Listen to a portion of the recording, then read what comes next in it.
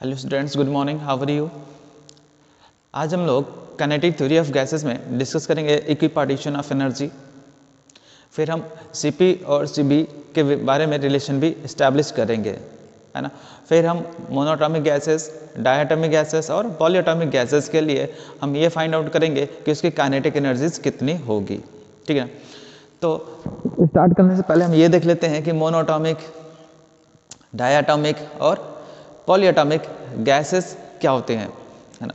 ऐसे गैसेस जिनके एक मॉलिक्यूल में क्या हो, एक एटम हो, तो उसको क्या बोलेंगे, मोनोएटॉमिक।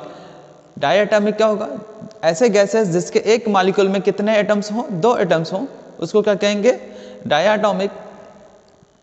और पॉलीएटॉमिक क्या हो जाएगा, पॉली का मतलब हो गया बहुत सारे, मल्टीपल एटम्स होंगे।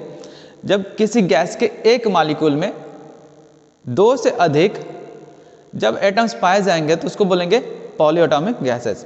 तो इन तरह के गैसेस का हम क्या करने वाले हैं, काइनेटिक एनर्जी फाइंड आउट करने वाले हैं। काइनेटिक एनर्जी इन गैसेस का हम लोग फाइंड आउट करेंगे, है ना। तो उससे पहले थोड़ा डिस्कस कर लेते हैं कि इक्विपार्टीशन ऑफ एनर्जी क्या होता है। मान लेते हैं हमारे पास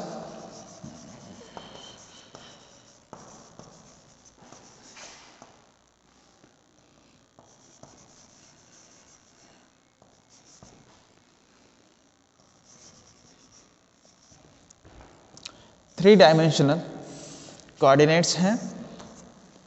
ये x हो गया, ये y हो गया और ये वर्टिकल डायरेक्शन में z एक्सिस हो गया। मान लेते हैं हमारे पास कोई गैस मॉलिक्यूल है, तो वो अगर मूव कर रहा है तो किस डायरेक्शन में मूव कर रहा है, कहाँ मूव कर रहा है, ये जानने के लिए हम कहें कि एक गैस मॉलिक्यूल है जो यहाँ से मूव करके यहाँ जा रहा है, यहाँ से मूव करके फिर यहाँ आ रहा है, फिर यहाँ से मूव करके इधर जा रहा है। तो ये किस डायरेक्शन में मूव कर रहा है या किस प्लेन में मूव कर रहा है ना। तो इसके पास काइनेटिक एनर्जी कितनी होगी, ये जानने के लिए हमें क्या करना पड़ेगा, ये जानना पड़ेगा कि मोशन किस डायरेक्शन में है। तो मोशन किस डायरेक्शन में है या कितने डायमेंशन में है, तो इसके लिए हमें क्या करना पड़ेगा, कंस्ट्रक्ट करना पड़ेगा क्या, कि देखो ये इसको इससे ज्वाइन कर दिया तो ये दिखाई दे रहा है कि ये जो सामने वाला पोर्शन है ये क्या कहलाएगा, जो सामने वाला एरिया है वो क्या कहलाएगा, प्लेन कहलाएगा या सरफेस कहलाएगा। कौन सा सरफेस, ये जेड डायरेक्शन का हो गया और ये एक्स डायरेक्शन का। तो ये एक्स जेड डायरेक्शन कहलाएगा, एक्स जेड सरफेस कहलाएगा, एक्स जेड प्लेन कहलाएगा, है ना। अगर हम यहाँ से इधर चले आए और यहाँ से हम इसको ज्वाइन कर लें, तो ये हम इधर से इधर आए, है ना, यहाँ से यहाँ आए, किस डायरेक्शन में गए, वाई डायरेक्शन में। और यहाँ से नीचे आए या फिर ऊपर गए, वो कौन सा डायरेक्शन है, जेड का डायरेक्शन है। तो ये वाई जेड प्लेन हो जाएगा। ऐसे ही हम करके यहाँ से इसको ज्वाइन कर लें, तो ये है एक्स डायरेक्शन और ये है वाई डायरेक्शन, है ना। तो इस तरह से दिखाई दे रहा है कि तीन सरफेस कंस्ट्रक्ट हमने कर लिए हैं। कौन सा, एक सामने वाली दीवार, एक साइड वाली, और ये जो सरफेस है नीचे का वो। अगर हम इस पे क्या कर लें, इसको क्लोज एक सिस्टम बनाएं या फिर क्लोज रूम बना दें, तो एक ऐसा कंस्ट्रक्शन दिखेगा जो कि क्या है, एक बॉक्स की तरह दिख रहा है, जिसमें क्या है, लेंथ है, ब्रीथ है और हाइट है। लेंथ, ब्रीथ और हाइट दिखाई दे रहा है। तो अगर इसमें कोई गैस मॉलिक्यूल्स मूव करते हैं, तो अगर along the x direction motion हुआ, अलोंग द एक्स डायरेक्शन हुआ, तो कहेंगे कि इसकी वेलोसिटी कितनी है, vx है। Along the direction of Z axis अगर मोशन हुआ, तो कहेंगे इसकी वेलोसिटी कितनी है, vz है। अगर along the direction of y हुआ, है ना, तो क्या कहेंगे, इसकी वेलोसिटी कितनी है, vy है। तो इसकी जो टोटल काइनेटिक एनर्जी हो जाएगी इस गैस मॉलिक्यूल की, तो सिंपल है बहुत कि काइनेटिक एनर्जी कितना हो जाएगा, 1/2 m vx square plus 1/2 m vy square plus 1/2 m vz square, है ना। ये हो गया इसका टोटल काइनेटिक एनर्जी। अगर हम कहें कि इसका एवरेज काइनेटिक एनर्जी क्या होगा, है ना, किसी एक गैस मॉलिक्यूल का एवरेज काइनेटिक एनर्जी क्या होगा, तो वो कितना हो जाएगा, 3 टाइम्स हो जाएगा। काइनेटिक एनर्जी टोटल या फिर कह लें एवरेज किसी एक मॉलिक्यूल का कितना हो जाएगा, 3 टाइम्स, है ना, divided by 2 into M V square हो जाएगा। तीनों डायरेक्शन का वेलोसिटी का हमने क्या कर लिया, एवरेज ले लिया, तो कितना आ जाएगा, 3/2 mv स्क्वायर। है ना। इसी बात को अगर हम फिर से देखें, है ना, ये अगर मान लें हमारे पास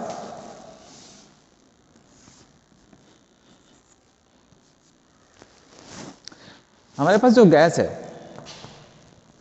वो x हो गया, y हो गया और z डायरेक्शन हो गया, ठीक है। ये हम तीन अलग अलग तरीके से इसको हम क्या करेंगे, कैलकुलेट करेंगे कि इसका जो टोटल काइनेटिक एनर्जी आएगा गैस मॉलिक्यूल का वो कितना होगा, ठीक है। तो यहाँ पे मान लेते हैं हमारे पास जो गैस है वो गैस मॉलिक्यूल वो कौन सा है, मोनोएटॉमिक गैस है। मोनोएटॉमिक गैस के लिए क्या होगा, यानी कि एक ही एटम है, तो वो किस तरह से मोशन कर सकता है। मोशन क्या होगा, या तो इस डायरेक्शन में होगा, या तो इस डायरेक्शन में होगा, या तो इस डायरेक्शन में होगा, यानी कि तीन अलग अलग डायरेक्शन में कौन सा मोशन होगा। केवल और केवल अकेले है तो केवल और केवल लिनियर मोशन हो सकता है, जिसको हम लोग ट्रांसलेशनल मोशन कह सकते हैं। तो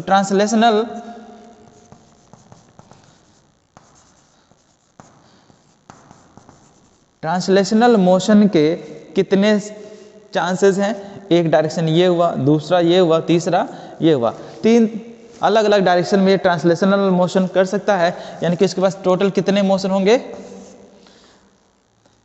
3। इसका रोटेशनल मोशन हम नहीं कंसीडर करेंगे क्योंकि ये अकेला है, एक एटम है, तो एक एटम का रोटेशनल मोशन कैलकुलेट करना क्या होगा, बहुत ही मुश्किल होगा। तो हम क्या मान लेंगे कि उसका ट्रांसलेशनल मोशन ही केवल होगा, यानी कि लीनियर मोशन होगा, रोटेशनल मोशन नहीं होगा। तो इसका जो काइनेटिक एनर्जी है, तो एवरेज काइनेटिक एनर्जी जो है वो कितना आ जाएगा, 3/2 हाफ mv² लिख सकते थे। तो यहाँ पे हम क्या लिखेंगे, है ना, फॉर मोनोएटॉमिक गैसेस के लिए है ये, मोनोएटॉमिक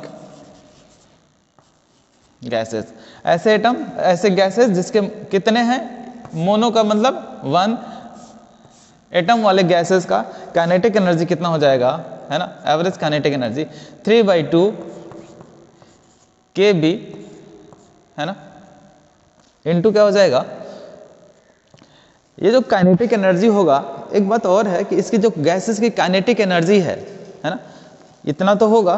किसी एक गैस मॉलिक्यूल का क्या होगा, तीनों डायरेक्शंस में मोशन है, तो कितना हो जाएगा, 3 से हम मल्टीप्लाई कर देंगे, तीनों डायरेक्शन में क्या होगा, मोशन होगा, तो हम क्या कर लेंगे, 3 से मल्टीप्लाई कर लेंगे, तो कितना आ जाएगा, 3/2 काइनेटिक एनर्जी।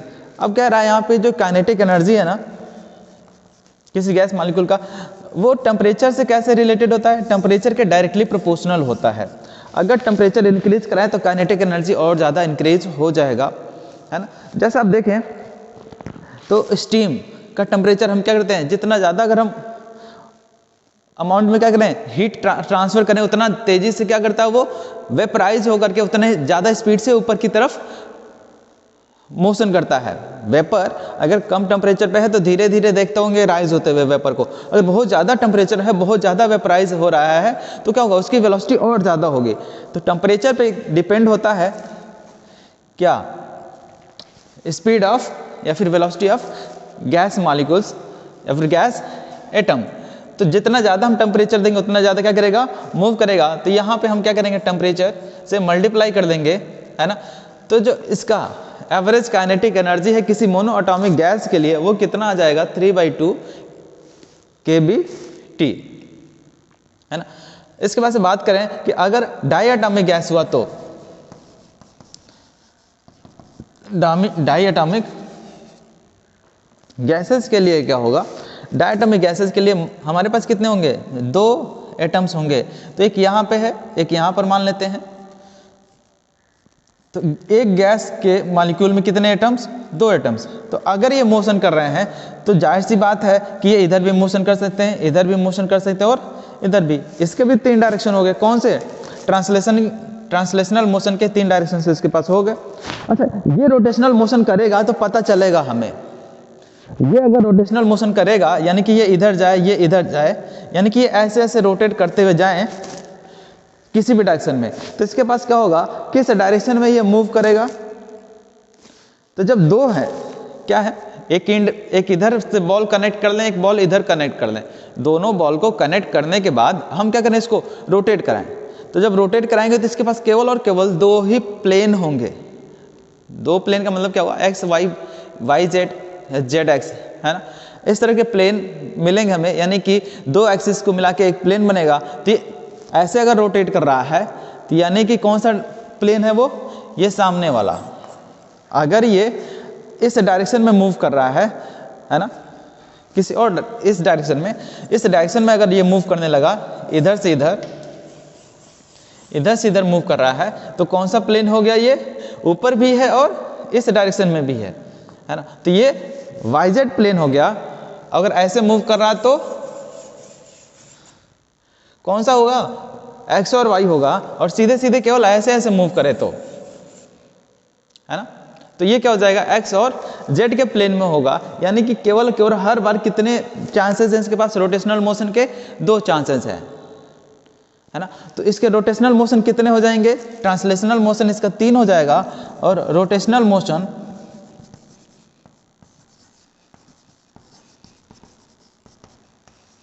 केवल 2 ही डायरेक्शन में क्या कर सकते हैं, 2 मॉलिक्यूल्स हैं तो 2 ही डायरेक्शन हम क्या कर सकते हैं, एक साथ पता कर सकते हैं। तो 2 इसका क्या हो जाएगा, रोटेशनल मोशन। तो टोटल कितने तरह के मोशन हो गए, 3 और ये 2 मिलकर के कितने हो गए, 5 हो गए। तो इसका जो डायटॉमिक गैसेस होंगे तो उसका जो काइनेटिक एनर्जी होगा वो कितना हो जाएगा, 3 और 2 5/2, ठीक है। 3 बाई कितना हो जाएगा, 5/2 टाइम्स हो जाएगा। और हम बात करें पॉलीएटॉमिक के लिए, पॉलीएटॉमिक गैसेस के लिए, तो पॉलीएटॉमिक गैसेस के लिए हमारे पास क्या होगा, कितने सारे एटम्स होंगे, 1 2 3 और भी सारे हो सकते हैं, 3 हो सकते हैं, 4 हो सकते हैं, 5 हो सकते हैं। जब ये मोशन करेंगे तो इनके भी 3 ट्रांसलेशनल मोशन होंगे। 3 ही मैक्सिमम चांसेस हैं, या तो एक्स डायरेक्शन में जाएगा, या तो वाई डायरेक्शन में, या तो जेड डायरेक्शन में। लेकिन जब रोटेट करेगा तो क्या करेगा, तीनों डायरेक्शन ऑक्यूपाई करेगा, लेंथ ब्रीथ हाइट तीनों ही क्या करेगा, ऑक्यूपाई करेगा। लेकिन जब हमारे पास 2 थे तो केवल और केवल क्या था, केवल एरिया कवर कर रहा था। जब वो रोटेट करता तो केवल और केवल एरिया कवर करता। और ये क्या करेगा, जब ये 2 से अधिक एटम्स होंगे तो क्या करेंगे, वो तीनों डायरेक्शन कवर करेंगे एक साथ। तीनों ही डायरेक्शन क्या करेंगे, एक साथ कवर करेंगे, यानी कि लेंथ ब्रीथ हाइट तीनों कवर करेंगे। जब एक एटम रहेगा तो केवल एक लाइन में मोशन कर सकता है, 2 एटम है तो किसी सरफेस को कवर कर सकते हैं। अगर 2 से अधिक हो गए, 3 हो गए, 4 हो गए, है ना, तो जिसको पॉलीएटॉमिक गैसेस कहते हैं। तो अगर 3 से 4 हो गए तो वो कितने डायरेक्शन से मोशन कर सकते हैं, ट्रांसलेशनल तो 3 हो जाएंगे, एक एक्स में गया, वाई में गया, जेड में गया। अगर उसके बाद से रोटेशनल अगर स्टार्ट कर दिया तो रोटेशनल कितने डायरेक्शन में होंगे, तो इसके रोटेशन का क्या होगा, लेंथ ब्रीथ हाइट तीनों में क्या होगा, इसका रोटेशन होगा। तो यानी कि इधर भी 3, इधर भी 1, इधर भी 1 और इधर भी 1, यानी कि इसके रोटेशनल मोशन कितने हो जाएंगे, +1 और हो जाएगा। यानी कि पॉलीएटॉमिक गैसेस के लिए जो काइनेटिक एनर्जी होता है वो कितना टाइम्स हो जाता है, 6 टाइम्स हो जाता है, 6/2, है ना। इसको कैंसिल आउट भी कर लेंगे, kb × T, है ना। तो पॉलीएटॉमिक गैसेस के लिए, है ना, ये क्या होते हैं, काइनेटिक एनर्जी उनकी होती है किसी भी मॉलिक्यूल की। तो अगर वो गैस के मॉलिक्यूल्स क्या हो गए, मोनोटॉमिक तो 3/2 kBT, डायटॉमिक हुआ तो 5/2। 5/2 क्यों आया, क्योंकि ½ mv² हम लोग लिखते हैं ना, तो इसकी जगह हम मान लेते हैं कितना,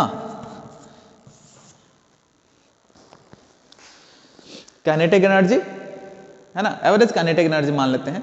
तो एवरेज काइनेटिक एनर्जी इसके जगह mv² की जगह कितना आ गया, kb आ गया, है ना। यहाँ पे एवरेज लिखते हैं या फिर डायरेक्ट k ही लिख सकते हैं, कोई दिक्कत नहीं है ना। अगर दिक्कत हो रही है तो इसको हटा देंगे, केवल और केवल क्या रहेगा, k रहेगा × T रहेगा। और टेम्परेचर क्यों यहाँ पे लगाया, कि जैसे ही अगर हम गैसेस की बात हो रही है यहाँ पे, तो काइनेटिक एनर्जी में हमने T का मल्टीप्लाई किया है, इसलिए क्योंकि इसका टेम्परेचर अगर हम बढ़ाते हैं तो इसके जो मॉलिक्यूल्स होंगे, इसके जो एटम्स होंगे, उनकी वेलोसिटी क्या होगी, इंक्रीज होगी, इनके काइनेटिक एनर्जी भी क्या होगी, इंप्रूव होगी, है ना। क्योंकि इंटरमॉलिक्यूलर फोर्स ऑफ अट्रैक्शन जो है वो और ज़्यादा वीक होगा, तो उनको जो फ्रीडम मिलेगा, है ना, डिग्री ऑफ फ्रीडम, वो कितना हो जाएगा, बढ़ता जाएगा टेम्परेचर बढ़ाने से।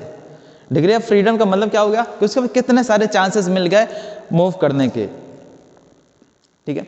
तो ये क्या है, काइनेटिक एनर्जी के उसके फार्मूले हो गए, ठीक है ना। अब जो सबसे इंपॉर्टेंट है, जो हर जगह पूछा जाता है, वो है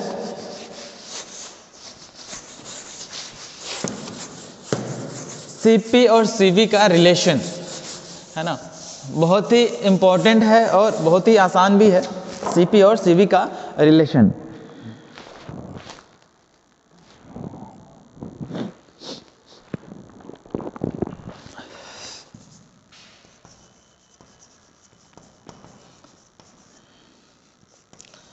relation between Cp and Cv। Specific heat capacity की बात कर रहे हैं हम यहाँ पे। स्पेसिफिक हीट कैपेसिटी में क्या है, specific heat capacity at constant pressure, specific heat capacity at constant volume.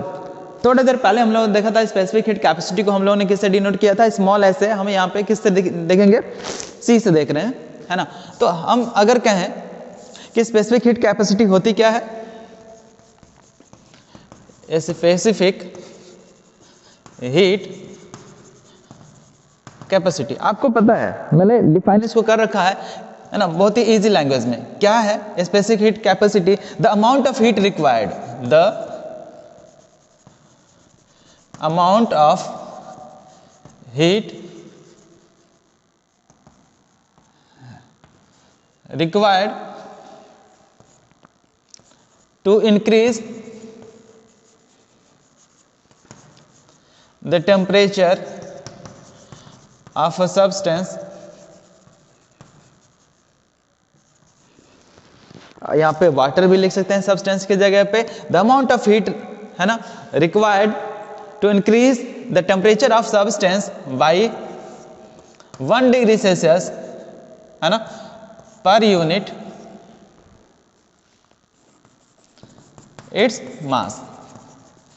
Per unit mass का 1 डिग्री सेल्सियस इंक्रीज कराने के लिए जो हमें हीट रिक्वायर्ड होता है उसको क्या कहते हैं, स्पेसिफिक हीट कैपेसिटी कहते हैं। जैसे अगर वाटर बॉयल करना हो 1 लीटर, तो उसका टेम्परेचर कितना होगा, इनिशियल टेम्परेचर मान लिया कितना है 25 डिग्री सेल्सियस, उसे हमें हीट करके कितना करना है 26 डिग्री सेल्सियस, यानी 25 से 26 करना है, यानी कि 1 डिग्री सेल्सियस इसका वाटर का इंक्रीज कराना है। तो इसके लिए हम क्या करेंगे, उसको हीट सप्लाई देंगे। जैसे हीट सप्लाई देंगे तो उसको क्या, थोड़ा बहुत हीट ऑब्जर्व करना पड़ेगा। जैसे ही वो हीट ऑब्जर्व करेगा, कितना हीट उसने लिया, कितना हीट एनर्जी हमने उसको दिया, या कितना हीट एनर्जी उसने लिया 1 डिग्री सेल्सियस अपना इंक्रीज कराने के लिए, that is called specific heat capacity, है ना। तो ये वाटर के लिए अलग होगा। वाटर की जगह हम क्या कर लें, ऑयल ले लें। तो ऑयल का 1 डिग्री सेल्सियस इंक्रीज कराने के लिए हमें कोई ज़रूरी नहीं है कि जितना हीट हमने वाटर को दिया था उतना ही हीट हम किसको दें, ऑयल को दें। हो सकता है वाटर के कंपैरिजन में कम हीट की जरूरत पड़े, हो सकता है वाटर के कंपैरिजन में और ज़्यादा हीट की जरूरत पड़ सकती है। तो अलग अलग सब्सटेंसेस के लिए स्पेसिफिक हीट कैपेसिटी की वैल्यू अलग अलग होती है। हम यहाँ पे स्पेसिफिक हीट कैपेसिटी की बात करने वाले हैं, लेकिन किसके लिए, गैसेस के लिए।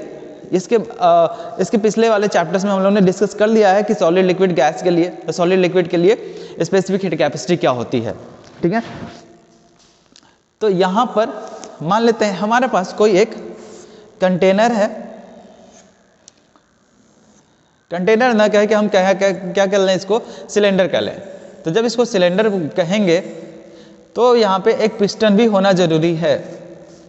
जब हम बात करेंगे एक सिलेंडर की, तो यहाँ पर सिलेंडर के साथ साथ एक पिस्टन होना भी जरूरी है। तो जो कि इस तरह का अरेंजमेंट है इसमें,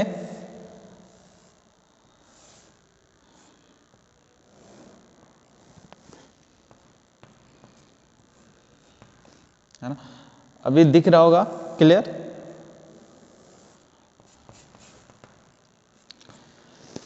अब ये है हमारा सिलेंडर और ये है हमारा पिस्टन। ये यहां से इस शाफ्ट से जुड़ा हुआ है, इसको क्या बोलते हैं, पिस्टन बोलते हैं। अगर हमने इसमें गैसेस फिलअप करके रखे हुए हैं, गैस फिलअप करने के बाद हम इसको क्या कर रहे हैं, हीट सप्लाई दे रहे हैं। गैस फिलअप करने के बाद क्या कर रहे हैं, हीट सप्लाई दे रहे हैं। तो सबसे पहले हम देखें एट कांस्टेंट प्रेशर, प्रेशर क्या होना चाहिए, कांस्टेंट होना चाहिए। तो हीट देने से पहले जो हमने हीट दिया उसके जस्ट पहले हीट अभी हटा दें, हीट हटा दिया, उसके पहले देख लें कि इसके ऊपर जो पिस्टन है प्रेशर कितना लगा रहा है, तो हम इसको फ्री छोड़ देंगे। ये है फ्री टू मूव, है ना, यानी कि मूव करने के लिए फ्री है। तो यहाँ पे जो इसके ऊपर प्रेशर लग रहा है वो किसके इक्वल है, PA है, यानी कि एटमॉस्फेरिक प्रेशर के इक्वल होगा, और वही प्रेशर इस गैस मॉलिक्यूल्स के ऊपर लगा रहा होगा। अब हम जैसे इसको हीट एनर्जी देंगे तो हीट एनर्जी से क्या होगा, इसके इंटरमॉलिक्यूलर स्पेसेस क्या होंगे, इंक्रीज होंगे। जब इंक्रीज होंगे तो इसका वॉल्यूम क्या होगा, एक्सटेंड होगा। जब वॉल्यूम एक्सटेंड होगा तो ये पिस्टन क्या होगा, ऊपर की तरफ जाएगा। लेकिन पिस्टन ने क्या लगा रखा है, इसके ऊपर प्रेशर लगा रहा है। कब ऊपर जाएगा पिस्टन, जब क्या हो जाएगा, ये जो गैस मॉलिक्यूल्स हैं इसके ऊपर क्या करेंगे, प्रेशर डालेंगे। तो जब ये गैस मॉलिक्यूल्स प्रेशर डालेंगे तो ये पिस्टन ऊपर की तरफ मूव करेगा। कहां तक मूव करेगा, कहां तक, जब तक फिर से क्या हो जाए, इसका प्रेशर और इसका प्रेशर फिर से क्या हो जाए, इक्वल ना हो जाए। ये कहां तक मूव करेगा, फिर से ऊपर मूव करता रहेगा। इसका वॉल्यूम जब एक्सटेंड कर जाएगा, जब वॉल्यूम क्या हो जाएगा, पूरा मैक्सिमम लिमिट तक एक्सटेंड हो जाएगा, उसके बाद से क्या हो जाएगा, फिर ये पिस्टन ऊपर जाने के बाद वहीं पे रुक जाएगा। और उस टाइम पर पिस्टन प्रेशर कितना डाल रहा होगा फ्लूइड पे, उस टाइम पर जब इसका वॉल्यूम एक्सटेंड हो गया तो उस टाइम पर अब पिस्टन कितना प्रेशर लगा रहा होगा, हमने अलग से एक्सटर्नल कोई भी प्रेशर नहीं डाला, तो वो प्रेशर लास्ट वाला भी कितना हो जाएगा, लास्ट वाला प्रेशर भी कितना होगा, एटमॉस्फेरिक प्रेशर के इक्वल होगा। यानी कि प्रेशर पहले कितना था, PA था, वॉल्यूम एक्सटेंड होने के बाद या हीट देने के बाद इसका प्रेशर कितना है, अगेन PA है। यानी कि प्रेशर पहले भी और अभी भी फिक्स है, पहले और अभी भी दोनों प्रेशर क्या है, एक जैसे हैं, यानी कि प्रेशर कांस्टेंट है। तो कांस्टेंट प्रेशर पे स्पेसिफिक हीट कैपेसिटी कितनी होगी, है ना। तो ये हम जानते हैं कि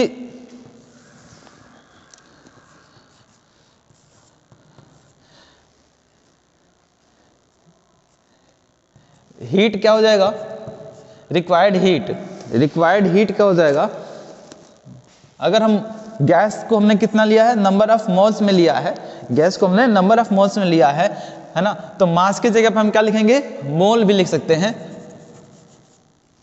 पर यूनिट मास या फिर पर यूनिट मोल। तो हम यहाँ पे मोल के लिए क्या लिख लें, M लिख लें, into specific heat capacity at constant pressure. यहाँ पे प्रेशर क्या है, कांस्टेंट है, क्योंकि पहले का प्रेशर और अभी का प्रेशर जो देखें बाद का वॉल्यूम एक्सटेंड होने के बाद, तो पहले भी PA था एटमॉस्फेरिक प्रेशर के इक्वल, और अभी भी एटमॉस्फेरिक प्रेशर के इक्वल है। यानी कि कांस्टेंट प्रेशर पर स्पेसिफिक हीट कैपेसिटी इनटू क्या होगा, चेंज इन टेम्परेचर होगा। ये तो हमें पता है ना। या फिर अगर डेफिनेशन के अकॉर्डिंग कहें तो क्या हो जाएगा, स्पेसिफिक हीट कैपेसिटी क्या हो जाएगा,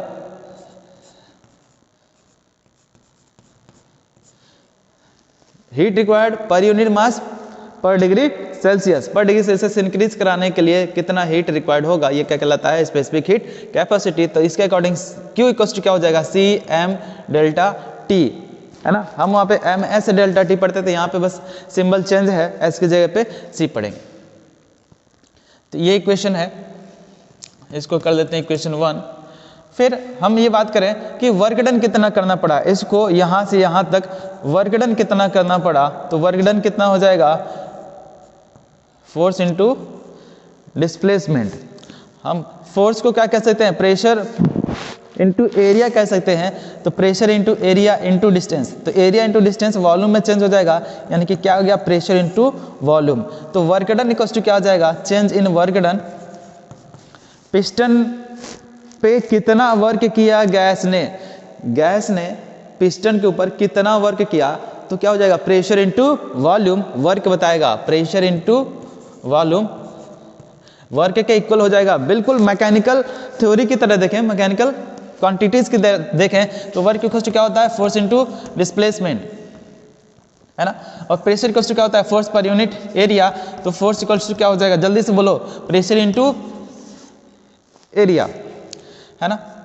प्रेशर इंटू एरिया, तो फोर्स की जगह पे क्या लिख लें, pressure into area, area into distance, यानी कि metre square into metre, metre square into metre, metre cube हो जाएगा, और मीटर क्यूब किसका होता है, वॉल्यूम का होता है, तो इसकी जगह पे हम क्या लिखेंगे, वॉल्यूम लिखेंगे। तो again work done equals to क्या आ गया, प्रेशर इंटू वॉल्यूम।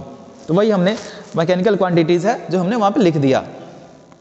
चलो अभी हमने चेंज इन वर्क डन निकाला ना, तो इसको हमें डिफरेंशिएट करना पड़ेगा, है ना। तो जब इसको डिफरेंशिएट करेंगे P इंटू वी को, तो हमें क्या मिलेगा,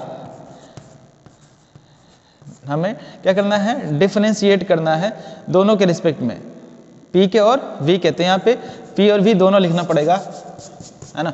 तो मैथमेटिकल टर्म में नहीं जाते हैं, सिंपली इसको क्या करते हैं, डिफरेंशिएट करते हैं।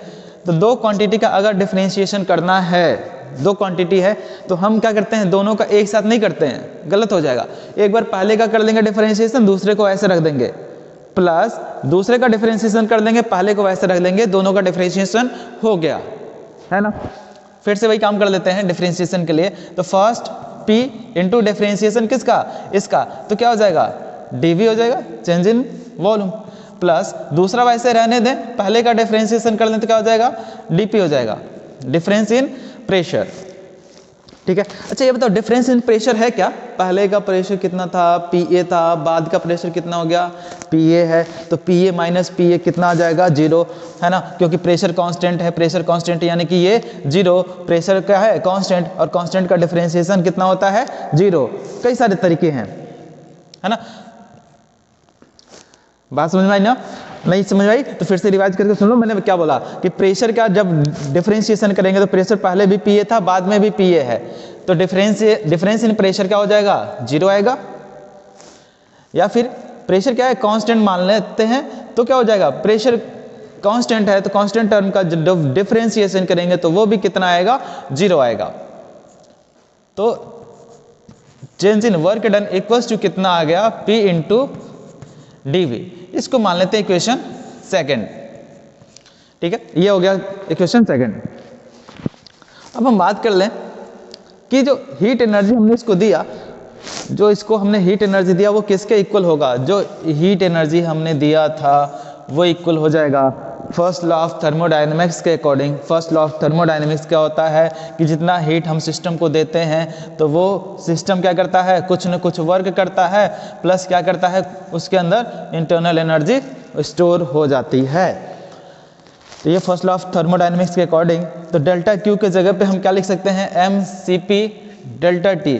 m क्या है, मोल है, कितने मोल हमने गैस लिए हैं। अगर 1 मोल लिया है तो अभी हम 1 मोल लिखेंगे, लेकिन थोड़ी देर बाद।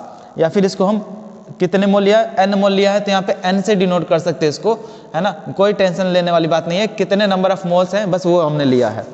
तो n नंबर ऑफ मोल्स है, तो mCp इंटू डेल्टा टी, है ना, इसमें वैल्यू पुट करते जाएंगे।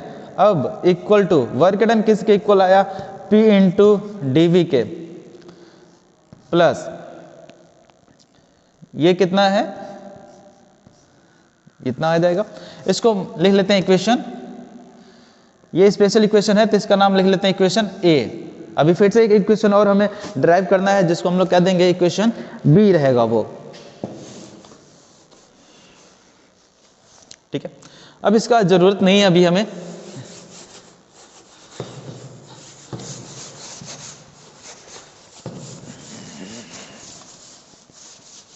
अब हम क्या करें, कांस्टेंट वॉल्यूम पर देखें। कांस्टेंट वॉल्यूम पर तो अगर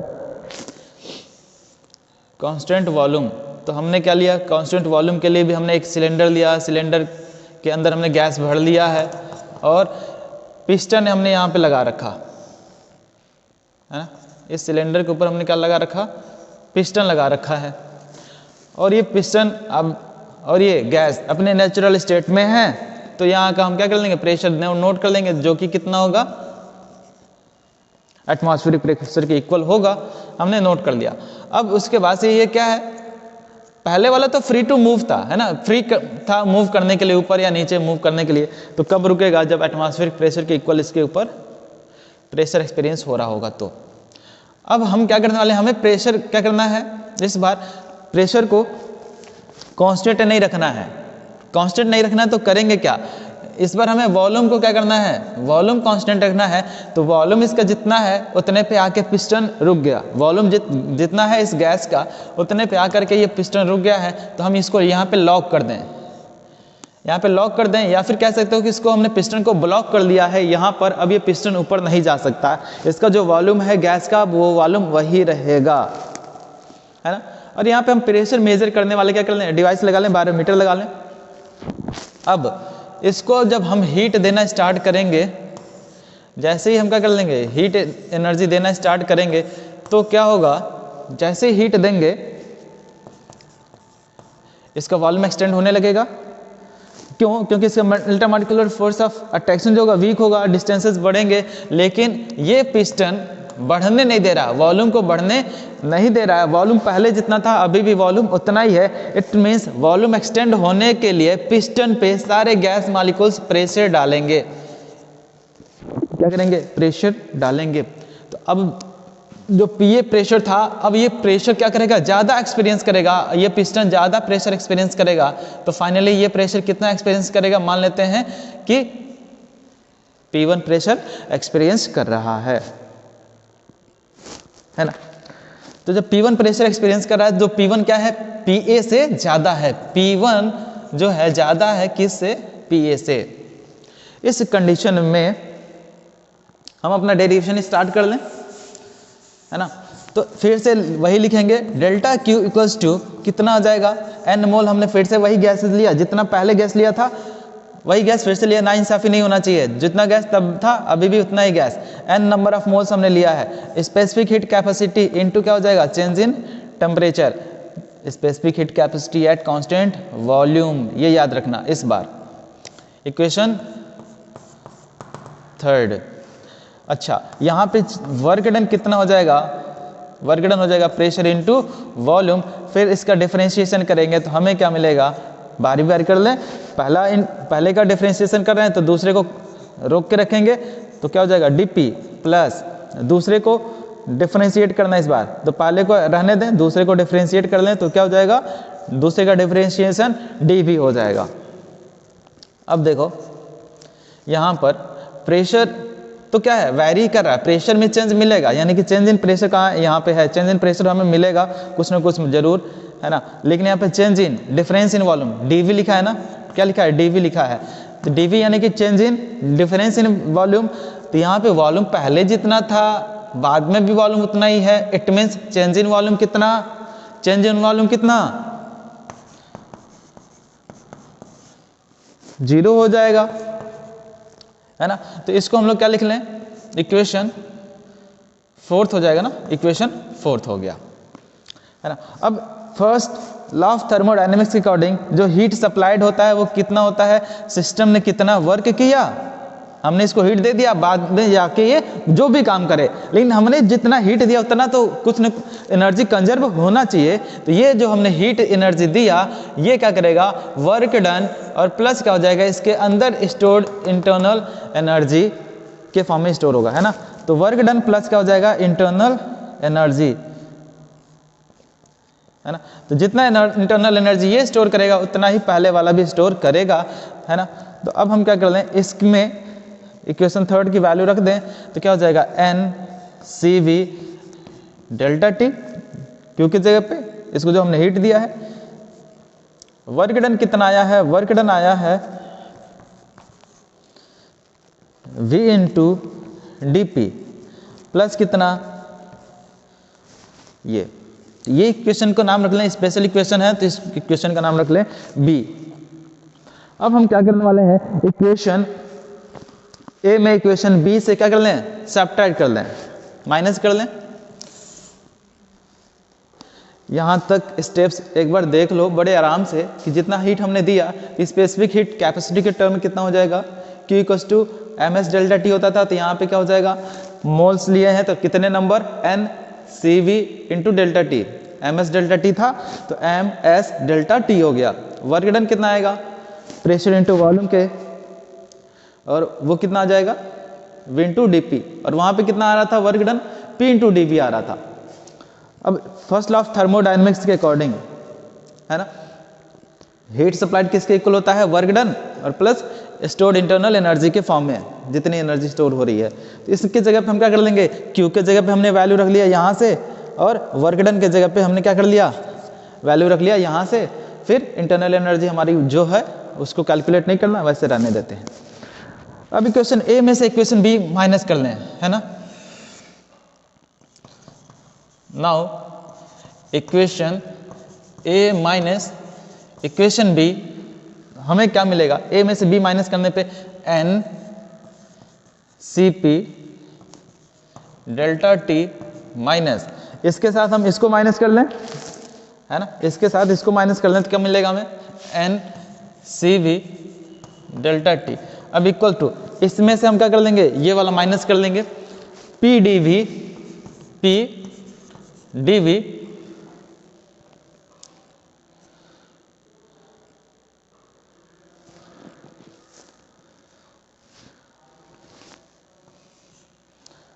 minus V D P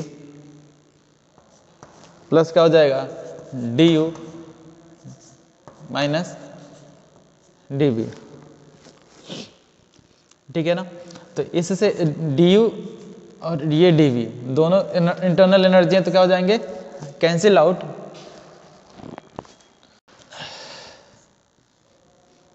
common ले लें तो C P minus C V equal to किसके हो जाएगा, एन इंटू डेल्टा टी, और इक्वल्स टू किसके हो जाएगा, P D V minus V D P.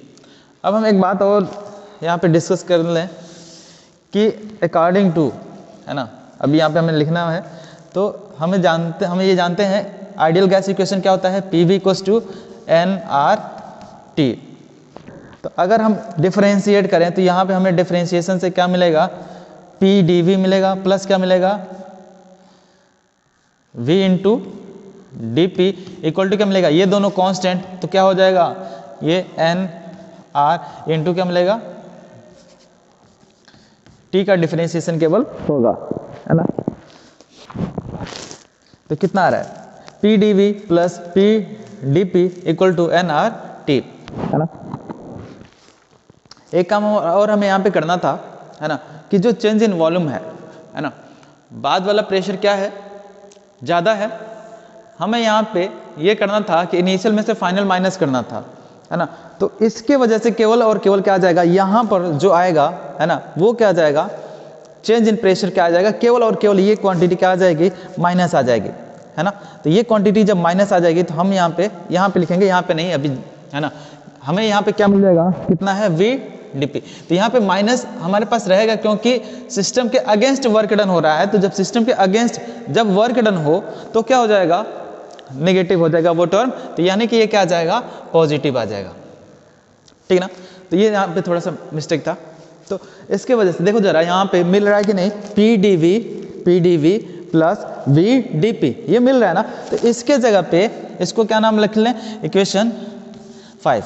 From equation 5, है ना, या फिर अभी लास्ट में लिख लेंगे, तो लिख लेते हैं C P minus C V N delta T equals to, उसके जगह पे कितना लिख लें, एन आर डेल्टा या फिर डी टी लिख लें, है ना, या डेल्टा टी लिख लें, जो भी मर्जी हो, है ना। डिफरेंस इन टेम्परेचर है, ये भी क्या हुआ है, डिफरेंस इन टेम्परेचर ही है।